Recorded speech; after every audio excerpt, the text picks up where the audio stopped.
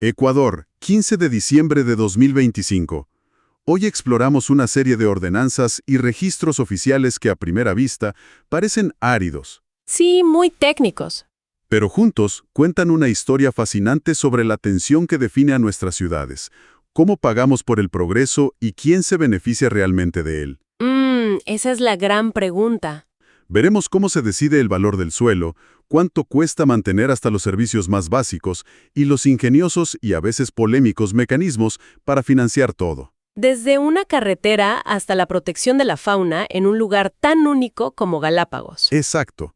Empecemos con un dato que es casi increíble. A ver. En el Cantón Manta hay un plan de expansión urbana llamado Caminos del Sol. El valor catastral, o sea, el valor oficial del metro cuadrado en esa zona, es de apenas $1.50. $1.50. Prácticamente nada. Nada. Pero aquí viene lo bueno. En las urbanizaciones que ya existen justo al lado, el valor comercial real del metro cuadrado está entre 145 y $188. ¡Wow! La diferencia es de más de 100 veces. Es una locura. Eso no es solo un dato, es una fortuna que está a punto de crearse de la nada. Y la gran pregunta es, ¿quién se queda con ese dinero? El desarrollador, el dueño original del terreno o la ciudad que al final tiene que poner todos los servicios. ¿Exacto ahí? Esa es la pregunta del millón y el verdadero núcleo de cualquier debate sobre desarrollo urbano. Y esta ordenanza, pues, es el primer intento de responderla. Y lo curioso es que, Lo que vemos es un plan que se aprueba en una zona que, hoy por hoy, es un campo. No tiene agua potable, ni alcantarillado, ni luz eléctrica. o sea, nada. Nada. La ordenanza dice que se proveerán, pero ilustra perfectamente cómo la mancha urbana avanza mucho más rápido que la infraestructura básica para sostenerla. Y no estamos hablando de un proyecto de barrio. El principal promotor es algo llamado Fideicomiso Mercantil Las Cumbres y Etapa, Ah, un fideicomiso. que concentra más de la mitad de toda la superficie. Y para que se entienda, un fideicomiso mercantil es básicamente una estructura legal. Pones el dinero y los terrenos en una especie de caja fuerte administrada por un tercero de confianza. Ok, Es una forma de dar seguridad a los inversionistas de que los recursos se usarán exclusivamente para ese desarrollo y no para otra cosa. entendido. Es un mecanismo financiero sofisticado para un proyecto a gran escala. Entendido. Pero en medio de estas grandes cifras, el documento también revela un problema de fondo. La zona ya tiene un déficit de vivienda. Y peor aún de áreas verdes. Menciona que hay solo 0.56 metros cuadrados de espacio verde por habitante. Eso es poquísimo. Y ese es un dato crítico, porque la ordenanza, si bien busca regular el crecimiento con normas sobre altura, paisaje urbano, gestión de riesgos, Intenta poner orden. claro, pero también está validando un plan que nace ya con un déficit de calidad de vida. Intenta ponerle reglas al juego, pero el juego ya empezó con una desventaja para los futuros residentes. Es un intento de dar forma a una ciudad que está naciendo de forma explosiva. Totalmente. Ahora, para que toda esta regulación y los futuros impuestos sean justos, el valor de las propiedades tiene que estar actualizado. Y vemos que otros cantones, como Arenillas y Junín, detallan precisamente cómo hacen esto. Ajá. No es una cifra sacada del sombrero. Para nada, es un proceso técnico bastante riguroso. Consideran todo. Si la propiedad tiene acceso a agua potable, a alcantarillado, si la calle es de adoquín, asfalto o tierra. Todo cuenta. Todo. En las zonas rurales, incluso analizan la topografía del terreno y la calidad del suelo para la agricultura. Todo eso influye en el valor. Y según el Código Orgánico de Organización Territorial, el COTAD, este proceso de valoración se tiene que hacer cada 2 años. Correcto. Y es fundamental, porque la idea es que el impuesto predial, lo que se paga cada año por una propiedad, refleje su valor. Real. Claro. Y ese valor, a su vez, aumenta gracias a las inversiones que hace el propio gobierno con ese dinero. Si te ponen una calle asfaltada donde antes había lodo, tu propiedad vale más. Es un ciclo entonces. A recuperar una parte de esa riqueza para seguir invirtiendo. De acuerdo. Ese ciclo tiene sentido. Pero pasemos de la teoría a la práctica más concreta. ¿Cuánto cuesta realmente hacer que una ciudad funcione día a día? Me encontré con un documento del Cantón Guano que es un ejemplo perfecto de esto. Detallan el costo de operación de su vehículo hidrosuccionador. El hidrosuccionador, el héroe anónimo de la infraestructura urbana. Es un ejemplo fantástico. Totalmente. Desglosan el costo por hora. Y aquí me llevé una sorpresa. El combustible cuesta 5,30 la hora. Los salarios de los operadores, casi $7. Ok, hasta ahí normal. Pero el costo más alto por lejos, con casi $16 por hora, es la depreciación del vehículo. ¿La depreciación? O sea, el simple hecho de que el camión se va desgastando con el uso cuesta más que la gasolina y los sueldos de quienes lo manejan juntos. Es algo que rara vez consideramos. Pensamos que el costo de un servicio público es la gente y los insumos. Claro. Pero el desgaste de la maquinaria, que es carísima, es un costo real y enorme que los municipios deben planificar. Si no calculan esa depreciación y no la cobran en la tarifa, En unos años no hay camión. en 5 o 10 años, ese camión es chatarra y no hay un solo centavo ahorrado para reemplazarlo. El servicio colapsa. Y se lo toman en serio. La ordenanza de Guano establece que para solicitar el servicio hay que seguir un proceso riguroso Ajá. y que solo una terna de 3 profesionales con licencia específica puede operar el vehículo. No es que le dan las llaves a cualquiera. No, claro. Y esa misma lógica de calcular costos y regular el uso se aplica a todo. Vemos algo similar en el cantón Rumiñahui con su sistema de estacionamiento tarifado. El CIERT. Exacto, el CIERT. Me gusta que en el documento oficial usan los términos en inglés. On-street para el estacionamiento en la vía. Y off-street para los parqueaderos públicos. Es ese spanglish técnico que solo se encuentra en la burocracia. Sí, pero define muy bien el problema. No es lo mismo parquear en la calle, interrumpiendo potencialmente el flujo vehicular, que hacerlo en un espacio designado para eso. Es verdad. El lenguaje es curioso, pero la lógica detrás es sólida. Y las tarifas empiezan en 50 centavos de dólar la hora para un auto. Pero lo interesante es que pueden multiplicarla hasta por 4 en zonas de alta demanda. Claro, La idea no es solo recaudar. exacto. El objetivo principal, como dice la ordenanza, es ordenar el espacio público y mejorar la movilidad. Desincentivar el uso prolongado. El cobro es una herramienta para desincentivar que la gente deje su auto estacionado todo el día en una zona comercial concurrida. Y está todo tecnificado. Sí, usan software central, aplicaciones para el celular. Y dispositivos portátiles para los operadores. Es una gestión moderna. Y en Rumiñahui van un paso más allá. También regulan la ocupación del espacio público aéreo y subterráneo. ¿A qué te refieres con eso? Es decir, si una empresa de telecomunicaciones quiere pasar sus cables por debajo de una calle o por encima, tiene que pagar una regalía.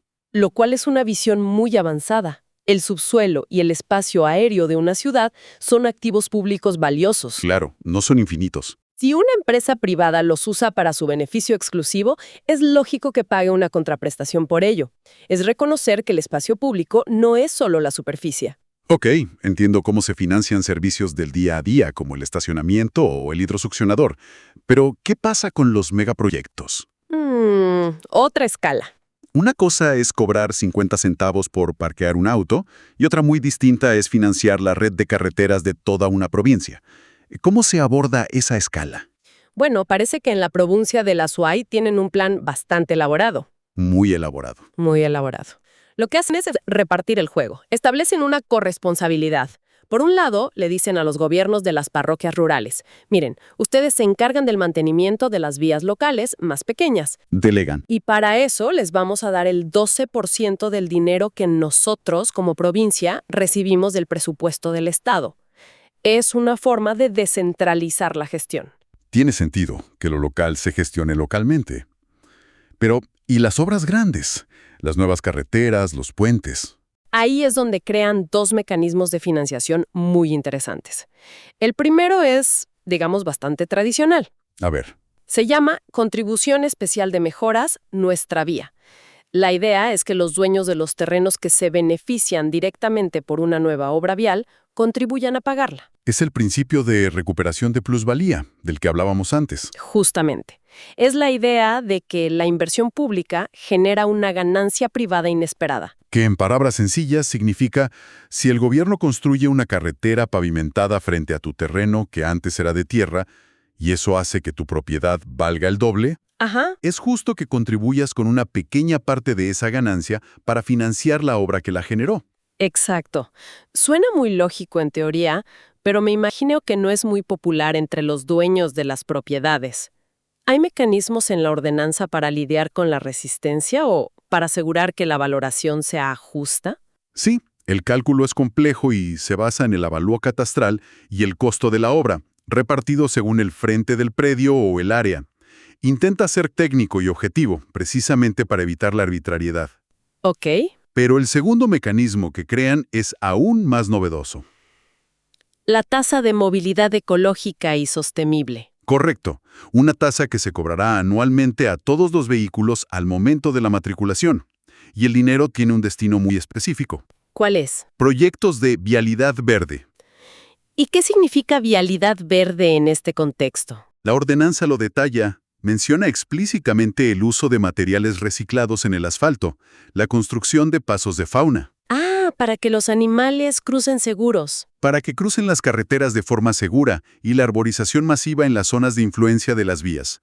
Básicamente es un impuesto con una clara conciencia ambiental. Es muy interesante, porque vincula directamente al usuario de la vía, el dueño del vehículo, con el impacto ambiental que esa vía genera y con las soluciones para mitigarlo. Exacto. Y las tarifas no son simbólicas. 6,50 para motos, 14 para autos particulares y hasta $20 para transporte de carga pesada. Es un monto considerable. Pero para que todo esto funcione, se necesita una coordinación inmensa.